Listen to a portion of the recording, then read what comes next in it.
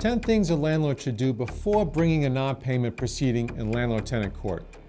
This is a continuation to our top 10 list of things a landlord should do before bringing a non-payment proceeding. The best thing for a landlord to do is to avoid the need to bring a tenant to court in the first place. However, inevitably, even if a landlord does everything correctly, there may be tenants who will fail or refuse to pay the rent. Here is the continued list. Number 6. Make sure your building complies with the multiple dwelling law, if applicable. If your building is located within the 5 boroughs of New York City and has 3 or more units, it must be registered with the Department of Housing Preservation and Development. Once registered, the building will be given a multiple dwelling registration or MDR number and will list a registered agent for the building. If a building that requires this MDR number does not have one, the landlord will not have the ability to seek rents in a non-payment case. Number 7, keep track of which tenants receive subsidized benefits such as Section 8. Your attorney will need to know if the tenant that you are bringing to court receives assistance from the Department of Social Services, Section 8 program, or other subsidies. This is because the agencies that disperse those benefits must be notified when there is a pending court action against the tenant. Otherwise, you risk having the case dismissed.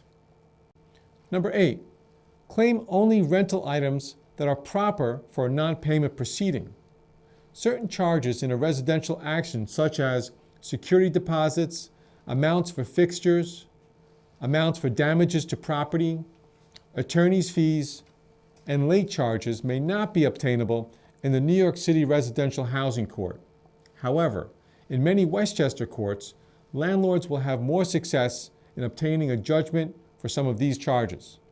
Number 9, make sure a process server is able to reach the individual apartment doors and the doors are clearly marked with the apartment number. The process server needs to attempt personal service of the court papers upon the tenant before any other service methods are used. They will need to access the building and must be able to locate the apartment in order to do their job properly.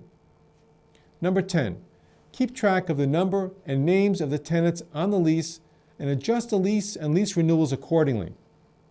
In order to obtain a judgment against a tenant, each tenant's name must be on the lease or the lease amendment or renewal. For example, if you seek a money judgment for failure to pay rent, but only one tenant is on the lease, despite the fact that maybe a spouse of the tenant is living at the premises, usually the money judgment will only be enforceable against the named tenant. Please note, the above list is not exhaustive. Each tenancy is unique, and we strongly advise you to consult with an experienced landlord attorney regarding your specific matter. The attorneys at James G. Dibbini & Associates have over 20 years of experience in the area of landlord-tenant litigation and urge you to call our office today with any questions about your landlord-tenant issues. Thank you.